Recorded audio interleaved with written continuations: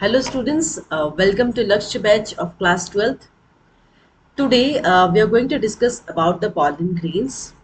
Okay, so before discussing this part pollen grain, जैसे कि previous classes में मैंने इस chapter को start किया है, उसी को link करते हुए पढ़ेंगे pollen grain का formation कैसा होता है, इसकी viability क्या होती है, ठीक है। तो आज का chapter हम start करते हैं pollen grain के ऊपर।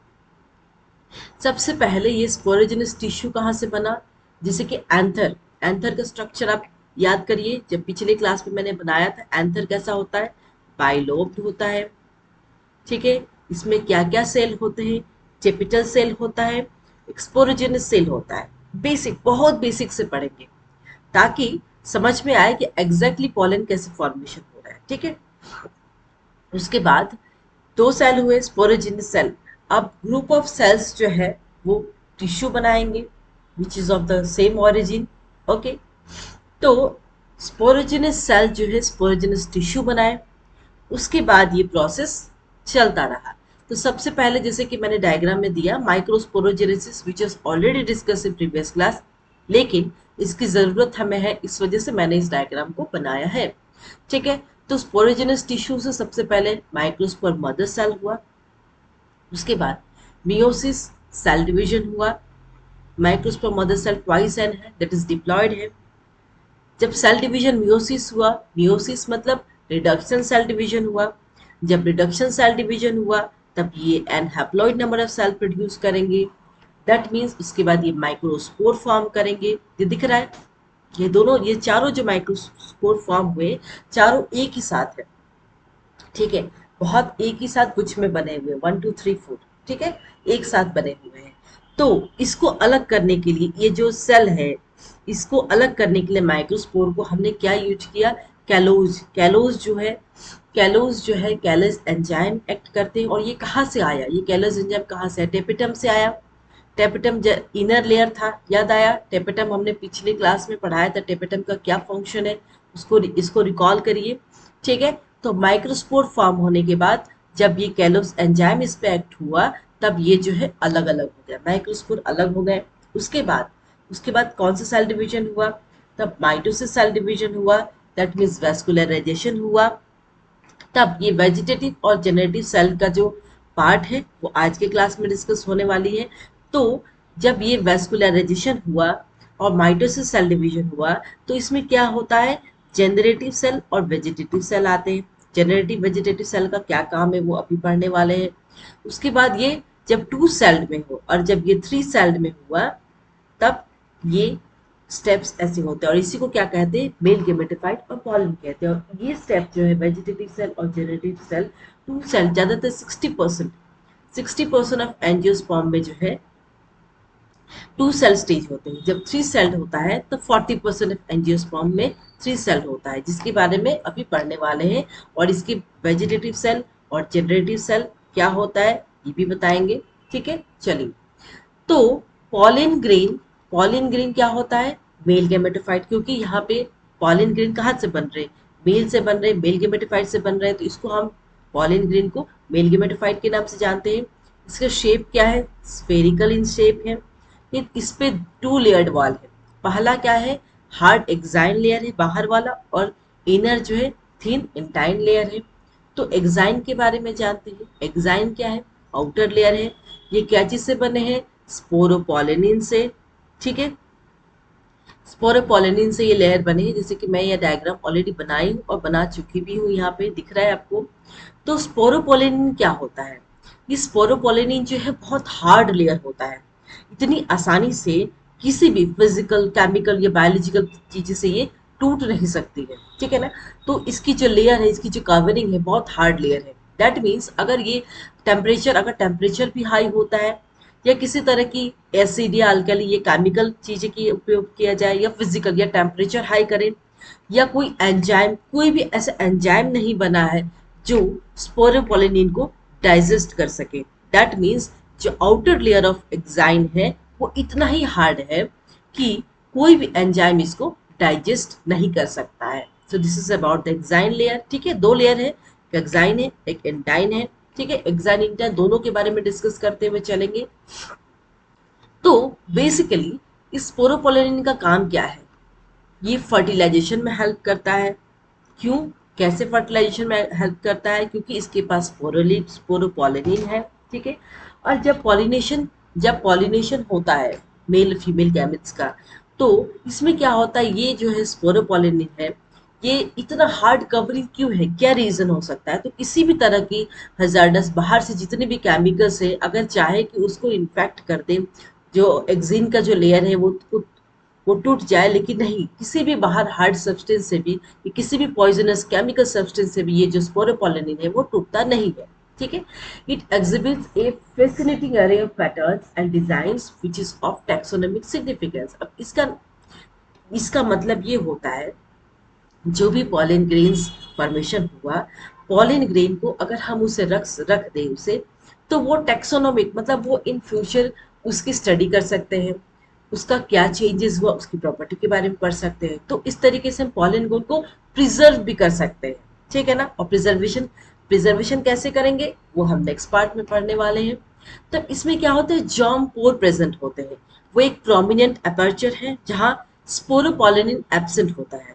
जर्म पोर पे देखिए डायग्राम में मैंने दिखाया है, ये स्ट्रक्चर ऑफ पॉलिन है, मेल गैमेट्स है, एक्साइन जैसे कि मैंने कहा बाहर का लेयर है, इंटाइन जो व्हाइट वाला है वो इनर लेयर है जिसके बारे में अभी पढ़ने वाले हैं, वेजिटेटिव सेल है, और ये जर्म पोर है। जर्म पोर में मतलब यहाँ पे जो आउटर लेयर जो एक्साइन है वो एब्सेंट होता है। जब जर्म पोर जहाँ पे बना है, जो कि मैंने यहाँ बनाया है, बट यहाँ पे जो है किसी तरह की कोई लेयर प्रेजेंट नहीं होती। जब आउटर लेयर है तो एक्साइन है, दैट मीन्स एक्साइन जो है एब्सेंट होता है जर्म पोर में।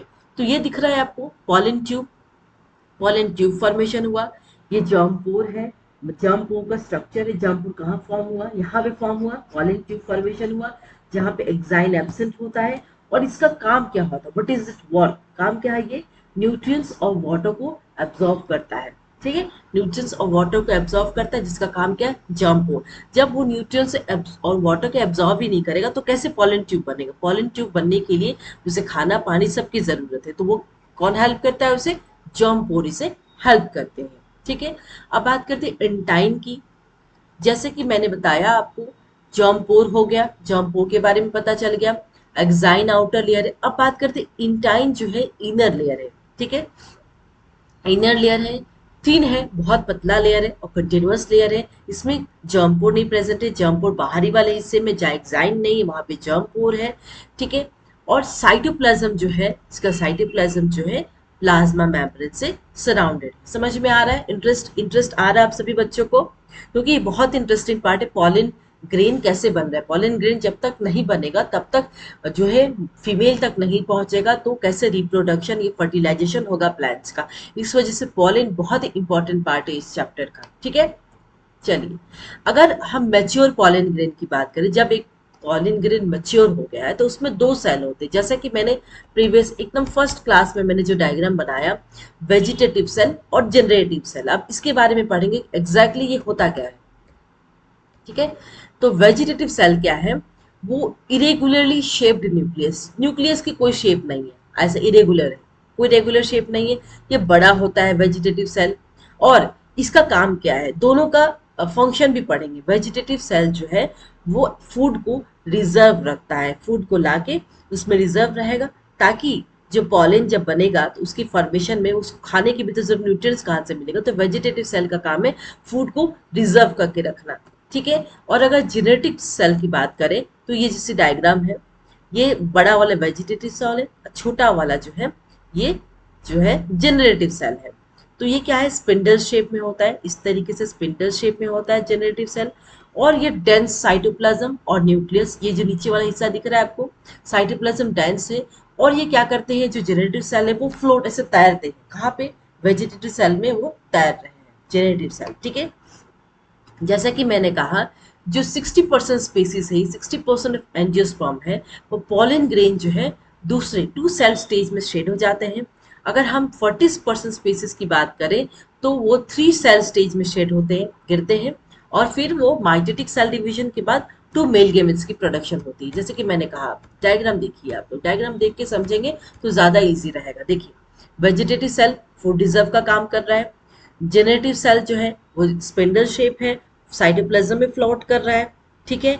ये 2 सेल स्टेज की बात कर रहे हैं, 60% एंजियोस्पर्म्स जो 2 सेल स्टेज की बात कर रहे हैं। अगर हम 3 सेल्ड में जाते हैं, बहुत बहुत ही क्रिस्टल क्लियर वे में लिखा है मैंने कि वह तो जो जेनरेटिव सेल है वो माइटोटिक सेल डिवीजन से मेल गैमेट्स फॉर्म करेंगे। तो दैट मीन्स 3 सेल स्टेज में जो 40% ऑफ एंजियोस्पर्म्स जो है वो इस तरीके से मेल गैमेट्स फॉर्म करते हैं, और इसी को क्या कहेंगे हम, मेल गैमेटोफाइट और पॉलन। Very simple, right. फिर से मैं रिपीट कर देती हूँ कि पॉलन ग्रेन कैसे यहाँ पे फॉर्म हो रहा है, मेल गेमेटोफाइट।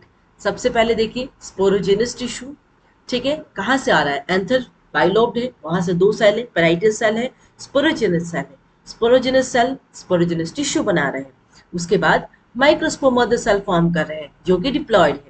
अगर डिप्लॉयड से हैप्लॉयड करना है सेल तो कौन सा cell division, meiosis cell division, जो है कि रिडक्शन सेल डिवीजन है, ठीक है।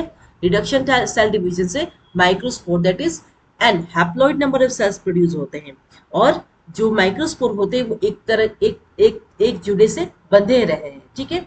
अब इसको अगर हमें तोड़ना है, इसको हम अलग करना है, तो क्या हमें क्या यूज करना है, केलोज एंजाइम। वो एंजाइम कहाँ से मिल रहा है हमें, टेपेटम जो इनर लेयर था वहां से आ रहा है टेपेटम। टेपेटम जो कि प्रीवियस क्लास के स्लाइड्स में जाके देखिएगा, उसके फंक्शंस उसके स्ट्रक्चर सब बताई गई हैं आपको। उसके बाद बात करते हैं, तब माइक्रोस्पोर फॉर्म हो गया, अलग अलग हो गए। अब माइटोसिस सेल डिवीजन से वेस्कुलराइजेशन हुआ, और फिर वेजिटेटिव सेल आया, फूड रिजर्व का काम कर रहा है। जेनरेटिव सेल जो है वो डेंस है, साइटोप्लाज्म में फ्लोट कर रहा है। और फिर अगर हम 3 सेल की बात करें, 2 सेल में डिवीजन हो रहा है, 2 सेल स्टेज हो रहा है, एक 3 सेल स्टेज हो रहा है। जबकि 60% एंजियोस्पर्म्स जो है 2 सेल सेल को फॉलो करते हैं, 40% जो है 3 सेल है। तो जेनेटिव सेल क्या किए, 2 मेल गैमेट को फॉर्म किए, और इसको क्या कहेंगे हम, मेल गैमेटोफाइट और पॉलन। समझ में आया, बहुत इजी वे में मैंने 2 बार इसको एक्सप्लेन किया कि पॉलन ग्रेन मेल गैमेटोफाइट कैसे फॉर्म हो रहे हैं। एक्साइन के बारे में हो गया, आउटर लेयर हो गया, एंटाइन हो गया, इनर लेयर है, पॉलन ट्यूब कैसे फॉर्मेशन हो रहा है, जर्म पोर के थ्रू पॉलन ट्यूब फॉर्म हो रहा है, ठीक है। उसके बाद जेनेटिव सेल का स्ट्रक्चर हो गया, उसका फंक्शन क्या है, वेजिटेटिव सेल का काम क्या है, फूड को रिजर्व करता है, ठीक है। जो पॉलन ट्यूब फॉर्म होगा तो उसकी जरूरत पड़ेगी। तो ये डायग्राम देखिए आप, ठीक है। तो ये जो डायग्राम आपने देखा, ये पॉलन सैक है। It is lined with diploid microspore mother cell, twice n microspore mother cell है, ट्वाइस एन है, ठीक है। उसके बाद जब meiosis cell division, microspore mother cell twice n है, मियोसिस हो गया तो टेट्राड हो गया, 4 हैप्लॉइड सेल्स हो गए, 1 2 3 4, जैसा कि मैंने कहा अलग अलग हो जाएंगे और 4 हैप्लॉइड सेल्स फॉर्म करेंगे। फिर जब माइटोसिस सेल डिवीजन होगा तो पॉलन ग्रेन होगा, जिसमें से एक होगा ट्यूब न्यूक्लियस, एक होगा जनरेटिव न्यूक्लियस, ठीक है।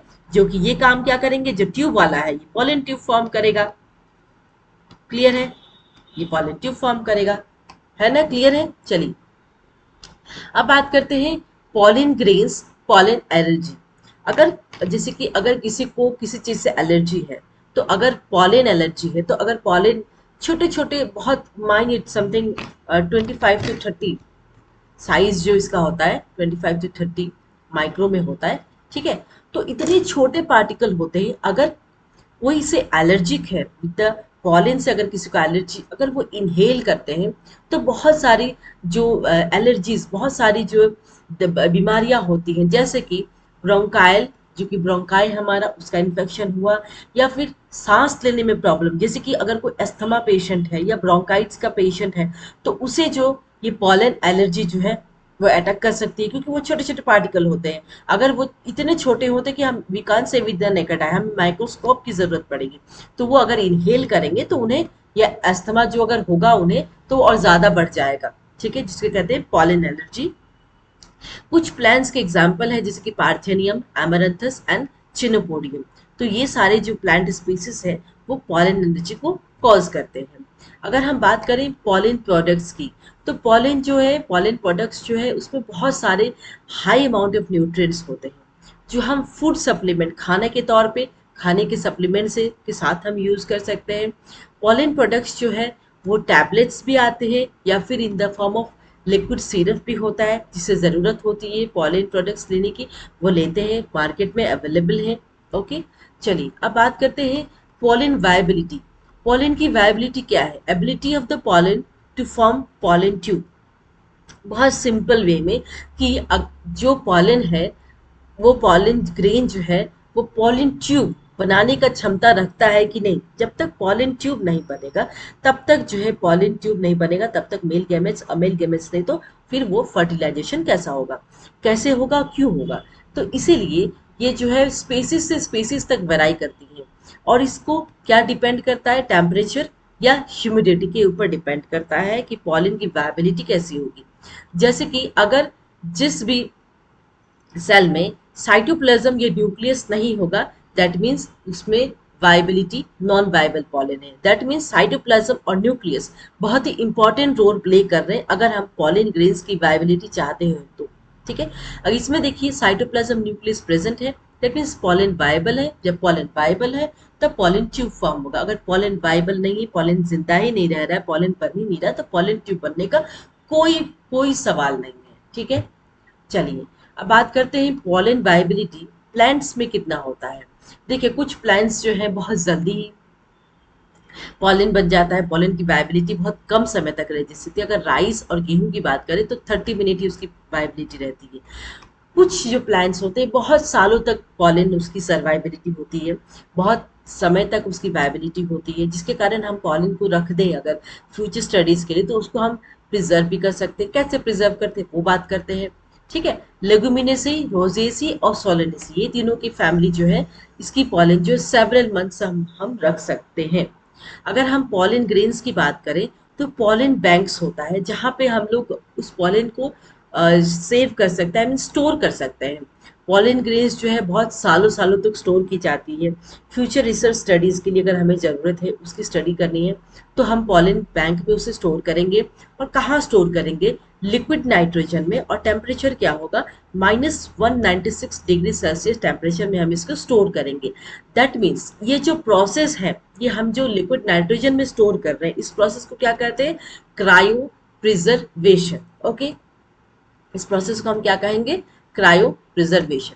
सो इस आज के क्लास में जो भी था about the pollen grains, pollen energy, pollen grain कैसे फॉर्म हो रहा है, वेजिटेटिव सेल का काम क्या है, जनरेटिव सेल का काम क्या है, और एक्साइन और इंटाइन लेयर क्या होता है, स्ट्रक्चर ऑफ पॉलन क्या होता है, मेल गेमेटोफाइट कैसे फॉर्म हो रहे हैं, दैट मीन्स पॉलन, पॉलन की वाइबिलिटी क्या होती है। तो ये सारी चीज़ें आज के क्लास में डिस्कस हुआ। ठीक है, अगर आपको आज का क्लास अच्छा लगा हो तो मेरे चैनल को लाइक शेयर एंड सब्सक्राइब जरूर करिएगा, क्योंकि इस चैनल पे आपको 11th और 12th दोनों के कंटेंट मिलेंगे जो कि आपको नीट के एग्जाम में बहुत ज़्यादा हेल्प होने वाला है। ओके, तो आज के लिए बस इतना ही। Thank you all of you.